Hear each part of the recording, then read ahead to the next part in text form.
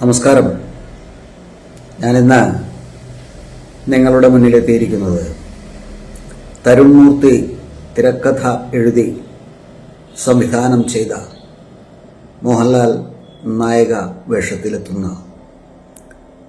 ശോഭനയും പ്രകാശ് വർമ്മയും ഒക്കെ അഭിനയിച്ച എം രഞ്ജിത്ത് രജപുത്ര ഫിലിംസിന് വേണ്ടി നിർമ്മിച്ച തുടരും എന്ന സിനിമയെക്കുറിച്ച് സംസാരിക്കുവാനാണ്. പതിവ് പോലെ എൻ്റെ ഈ ചാനൽ നിങ്ങൾക്ക് ഇഷ്ടപ്പെട്ടു എങ്കിൽ ദയവായി സബ്സ്ക്രൈബ് ചെയ്യുക. ഞാനിടുന്ന ഓരോ വീഡിയോകളും അപ്പോൾ തന്നെ നിങ്ങൾക്ക് നിങ്ങളുടെ മൊബൈലിൽ നോട്ടിഫിക്കേഷനായി ലഭിക്കുന്നതിനായി ബെൽ ബട്ടൺ അമർത്തി ഓൾ പ്രസ് ചെയ്യുക.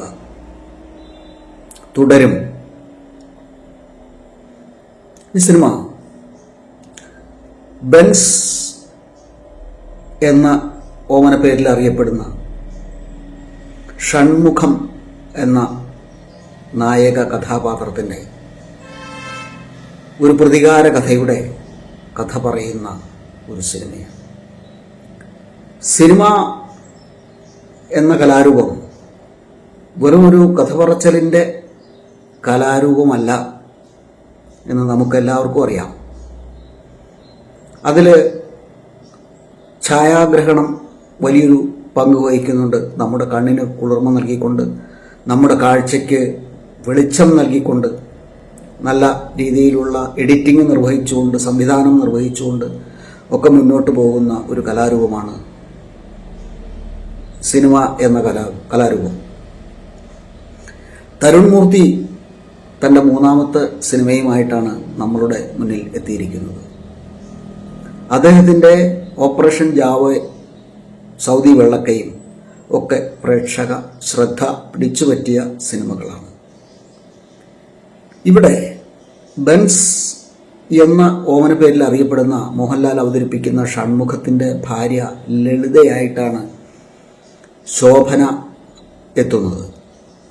ശോഭനയ്ക്കും അഥവാ ലളിതയ്ക്കും ഷൺമുഖത്തിനും 2 മക്കളാണ്, ഒരു ആൺകുട്ടിയും ഒരു പെൺകുട്ടിയും. പവി എന്ന 20-21 വയസ്സുള്ള ഈ ചെറുപ്പക്കാരൻ്റെ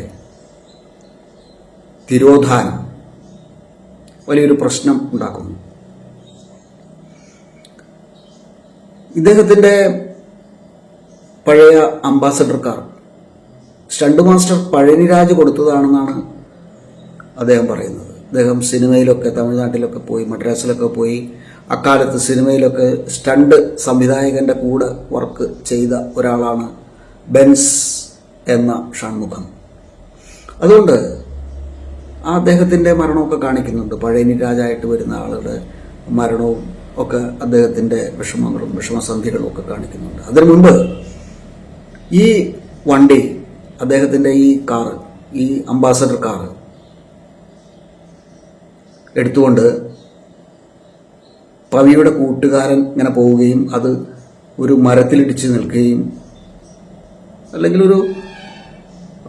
ഒരു സ്ഥലത്ത് ഇടിച്ചു നിൽക്കുകയും, കുറ്റിയിൽ, മയിൽക്കുറ്റിയിലാണെന്ന് തോന്നുന്നു, ഇടിച്ചു നിൽക്കുകയും ഒക്കെ ചെയ്യുകയും, പിന്തുടർന്ന് വരുന്ന മണികണ്ഠനും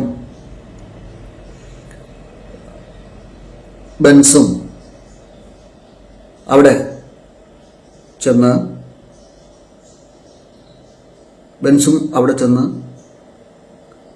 കാറ് തിരികെ കൊണ്ടുപോരുന്നതിന് മുൻപ് കുട്ടികളുടെ മറ്റു കൂട്ടുകാരുടെ മുന്നിൽ വെച്ച് പവിക്ക് ഒരടി കൊടുക്കുന്നുണ്ട്. അങ്ങനെ അച്ഛനുമായിട്ട് പിണങ്ങി അയാൾ വേറെ എവിടെയോ ആണ്, കൂട്ടുകാരുടെ കൂടെയാണ് എന്നാണ് വിചാരിക്കുന്നത് ആദ്യമൊക്കെ. പക്ഷേ അങ്ങനെയല്ല, അതൊരു തിരോധാനമാണ്.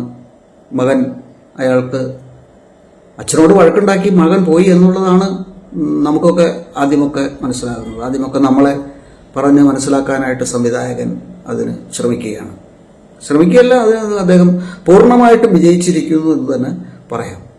ഈ തിരോധാനം നടന്നതിന് ശേഷമാണ് പോലീസുകാർ, CI ജോർജ്, പ്രകാശ് വർമ്മ അവതരിപ്പിക്കുന്ന CI ജോർജും ബിനു പാപ്പു അവതരിപ്പിക്കുന്ന SI ബെനിയും ചേർന്ന് അദ്ദേഹത്തെ പോലീസ് സ്റ്റേഷനിൽ പിടിച്ചു വയ്ക്കുകയും അദ്ദേഹത്തെ, ബെൻസിനെ CI ജോർജ് സൗഹാർദ്ദപൂർവ്വം പറഞ്ഞ് താക്കോലൊക്കെ കൊടുത്ത് വിടാനായിട്ട് ശ്രമിക്കുകയും ഒക്കെ ചെയ്യുന്ന സമയത്താണ് സുധീഷിൻ്റെ, ഫഹദ് ഫാസിലിൻ്റെ അനിയനാണ് സുധീഷായിട്ട് വരുന്നത്, പോലീസുകാരൻ സുധീഷായിട്ട് വരുന്നത്.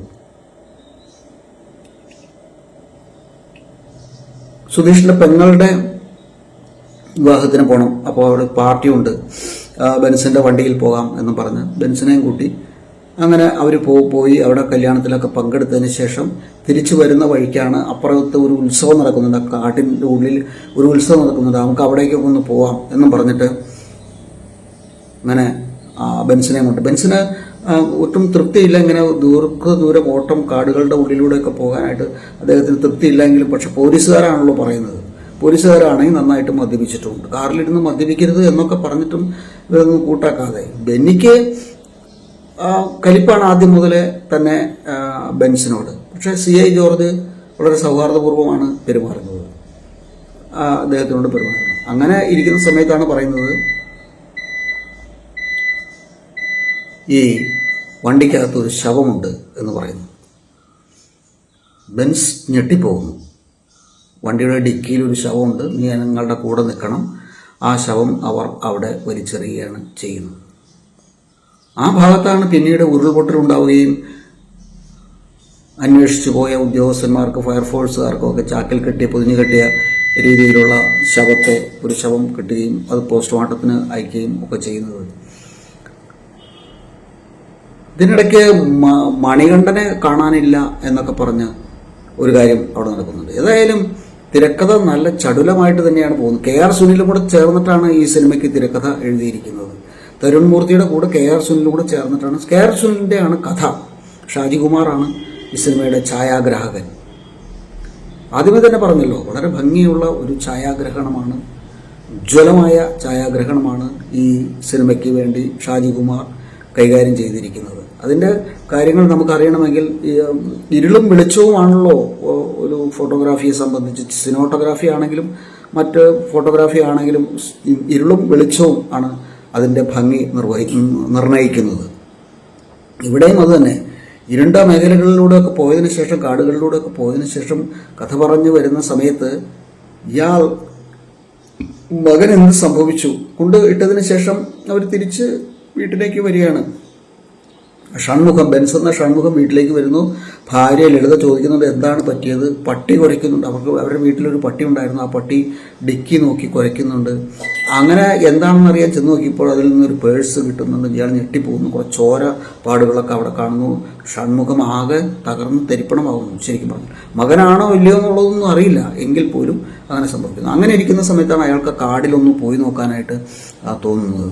വീണ്ടും അയാൾ കാട്ടിലേക്ക് ആ പ്രദേശത്ത് ചെന്ന് നോക്കുമ്പോൾ അവിടെ മകൻ്റെ പേഴ്സ് അവിടെ നിന്ന് കിട്ടുകയാണ്. മകനാണ് മരിച്ചത് എന്ന് അയാൾക്ക് ബോധ്യമാണ്. പക്ഷെ അത് എങ്ങനെയാണ് മകൻ മരിച്ചത്, എന്താണ് കാരണം എന്നൊന്നും അറിയില്ല. അയാളത് അന്വേഷിച്ച് പോലീസ് സ്റ്റേഷനിലെത്തുകയും ഈ സുധീഷായിട്ട് അഭിനയിക്കുന്ന ഫർഹാൻ ഫാസിലിൻ്റെ കഥാപാത്രത്തെ, സുധീഷിനെ പിടിച്ചുകൊണ്ട് പോവുകയും ലോഡ്ജിൽ പൂട്ടിയിടുകയും ഒക്കെ ചെയ്യുന്നു. അങ്ങനെ അയാൾക്കും പക്ഷെ അറിയില്ല ഇത് ആരാണ് മരിച്ചത് എന്നൊന്നും അവർക്കറിയില്ല. ഇയാൾ പോലീസുകാർ പറയുന്ന കഥ എന്ന് പറയുന്നത് ഈ സുധീഷിൻ്റെ പെങ്ങളുമായിട്ട് വേറൊരുത്തന് ഉണ്ടായിരുന്നു, ഒരു ലവ് അഫെയർ ഉണ്ടായിരുന്നു. അങ്ങനെ അയാൾ കല്യാണത്തിൻ്റെ തലേ ദിവസം അവിടെ വന്നു കഴിഞ്ഞപ്പോൾ അയാളെ സുധീഷിൻ്റെ അച്ഛൻ കൊന്നു എന്നാണ് ഇവർ പറയുന്ന കഥ അതാണ്. പക്ഷേ അതൊന്നുമല്ല കഥ, ശരിയായ കഥ അതൊന്നുമല്ല. CI ജോർജിൻ്റെ മകളെ പ്രകാശ് വർമ്മ അവതരിപ്പിക്കുന്ന CI ജോർജിൻ്റെ മകളെ ഈ പവി സ്നേഹിച്ചിരുന്നു. അങ്ങനെ അത് കണ്ടുപിടിക്കപ്പെട്ട് അവനെ അറസ്റ്റ് ചെയ്ത് കൊണ്ടുപോവുകയാണ് ചെയ്യുന്നത്. അറസ്റ്റ് ചെയ്യില്ല, അയാളെ കൊണ്ടുപോയി പീഡിപ്പിച്ച് കൊല്ലുകയാണ് ചെയ്യുന്നത്. മുഖം മൂട്ടിയൊക്കെ കൊല്ലുകയാണ് ചെയ്യുന്നത് ഈ പ്രകാശ് വർമ്മയുടെ കഥാപാത്രം. CI ജോർജ് എന്ന ഈ കഥാപാത്രം കൊല്ലുകയാണ് ചെയ്യുന്നത്. അതിന് ഉള്ള പ്രതികാരമായിട്ടാണ് പിന്നീട് അങ്ങോട്ട് നടന്ന കംപ്ലീറ്റ് ഫൈറ്റുകളും കാര്യങ്ങളും ഒക്കെ ആർജവത്തോടു കൂടി തന്നെ തരുൺ മൂർത്തി ഈ കാര്യങ്ങളൊക്കെ കൈകാര്യം ചെയ്തിട്ടുണ്ട്. തൻ്റെ മകനെ കൊന്നവരെ അയാൾ കൊല്ലുകയാണ് ചെയ്യുന്നത്. CI ജോർജിനെയും കൊല്ലുന്നു, ബെന്നിയെയും കൊല്ലുന്നു, SI ബെന്നിയെയും കൊല്ലുന്നു. അവിടെ 5-6 മല്ലന്മാർ ഇയാളെ കൊലപ്പെടുത്താൻ വേണ്ടി ജയിലിനകത്ത് വെച്ച് കൊലപ്പെടുത്താൻ വേണ്ടി വന്ന ആളുകളുമായിട്ട് ഫൈറ്റ് ചെയ്ത് അവരെയൊക്കെ തച്ച് തകർത്ത് തരിപ്പണമാക്കി കൊണ്ടാണ് ഈ സിനിമ മുന്നോട്ട് പോയി അത് സിനിമ അവസാനിക്കുന്നത്. അയാൾ ജയിലിലേക്ക് പോവുകയാണ് ചെയ്യുന്നത്. ഇതാണ് സിനിമയുടെ കഥ എന്ന് പറയുന്നത്. സിനിമ എന്ന് പറയുന്നത് കഥയല്ല എന്നുള്ള കാര്യം ആദ്യമേ തന്നെ നമുക്ക് മനസ്സിലാകണം. സിനിമ എന്ന് പറയുന്നത് കഥ പറഞ്ഞു, ഒരു സിനിമയുടെ കഥ പറഞ്ഞു. കഥ കേൾക്കാനാണെങ്കിൽ കഥാപ്രസംഗം കേൾക്കാൻ പോയാൽ പോരെ. സിനിമ എന്നത് കാര്യം ആസ്വദിക്കാൻ പോകുന്നത് കഥയല്ല ആസ്വദിക്കുന്നത്, അത് അതിൻ്റെ ഗതിവിഗതികളാണ് ആസ്വദിക്കുന്നത്. ഷോട്ടുകളുടെ പുനർനിർണയമാണ് നമ്മൾ ആസ്വദിക്കുന്നത്. 2 ഷോട്ടുകൾ തമ്മിൽ കൂട്ടിമുട്ടുമ്പോൾ അവിടെ ഉണ്ടാകുന്ന സ്പാർക്കാണ് സിനിമ എന്ന് പറയുന്നത്. അതാണ് നമ്മൾ ആസ്വദിക്കാൻ പോകുന്നത്. അതല്ലാതെ ഞാനിവിടെ ഇപ്പോൾ ആ സിനിമയുടെ മുഴുവൻ കഥ പറഞ്ഞു എന്ന് കരുതി ആ സിനിമ പരാജയപ്പെടണം, ആരും ഇനി സിനിമയ്ക്ക് പോവില്ല എന്നൊക്കെ പറയുന്നത് സിനിമയെപ്പറ്റി അറിയാൻ പാടില്ലാത്ത ആൾക്കാരാണ് അങ്ങനെയൊക്കെ പറയുള്ളൂ.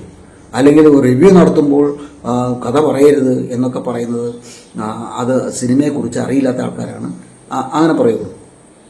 ഇവിടെ ഒരഭിപ്രായം പറയാനുള്ളത്, ഈ ശോഭനയുടെ കഥാപാത്രത്തിന് ലളിതയ്ക്ക് കുറച്ചുകൂടെ സ്പേസ് കൊടുക്കാമായിരുന്നു.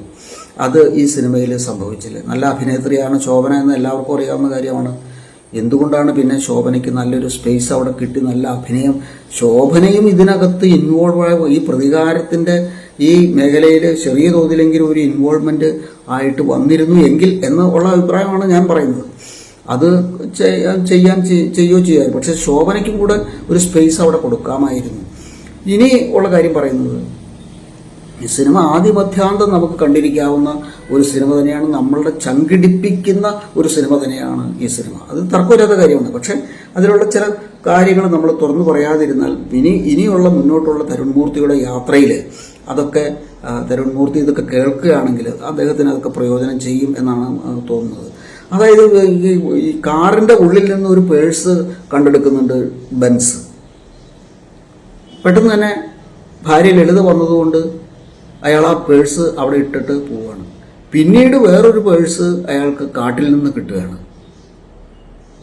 അതിനകത്തൊരു ഒരു പൊരുത്തമില്ലായ്മ അവിടെ സംഭവിച്ചിട്ടുണ്ട്. അവിടെ പേഴ്സ് എടുക്കേണ്ട കാര്യമൊന്നുമില്ല. അവിടെ ആ ചോര കണ്ട ആ ചോരപ്പാട് കണ്ടതിൻ്റെ ഒരു കാര്യം കാണിച്ചാൽ മാത്രം മതിയായിരുന്നു. പക്ഷെ ആ പേഴ്സ് അവിടെ എടുത്തത് എന്തിനാണെന്ന് പ്രേക്ഷകർക്ക് മനസ്സിലാകുന്നില്ല. അത് എന്താണെന്ന് മനസ്സിലാകുന്നില്ല. അതുമാത്രമല്ല, അതൊരു കാര്യം. പിന്നെ അവസാനം ബെൻസ് പറയാണ്, പത്രക്കാരോട് പറയാണ്, എൻ്റെ മകനെ ഞാൻ കൊന്നിട്ടില്ല, പകരം എൻ്റെ മകനെ കൊന്നവരെ, അത്രേ പറയുന്നുള്ളൂ. കൊന്നു എന്ന് പറയുന്നില്ല. അതെന്തിനാണ് അവിടെ അങ്ങനെ അർത്ഥോക്തിയിൽ നിർത്തിയത് എന്നുള്ള കാര്യവും നമുക്ക് മനസ്സിലാകുന്നില്ല. ഇത്രയും കാര്യങ്ങൾ, ഇത്രയും 2 ചെറിയ കാര്യങ്ങളാണ്. ചെറിയ കാര്യങ്ങളാണെങ്കിലും സിനിമയെ സംബന്ധിച്ച് അത് പെട്ടെന്ന് എഫക്റ്റീവായിട്ട് വരും. ഒരു പാട്ട് പാടുന്ന ഒരാൾക്ക് പറ്റുന്ന തെറ്റുപോലെയല്ല സിനിമ. നമ്മൾ തൊട്ടടുത്ത് നിന്ന് കാണുന്ന പോലെ നമ്മളൊരു ജീവിതത്തിലേക്ക് വലിച്ചഴിച്ചു കൊണ്ടുപോകുന്ന നമ്മൾ തന്നെ കഥാപാത്രങ്ങളൊക്കെ ആയിട്ട് മാറുന്ന ഒരു സംഗതിയാണ് സിനിമാസ്വാദനം എന്ന് പറയുന്നത്.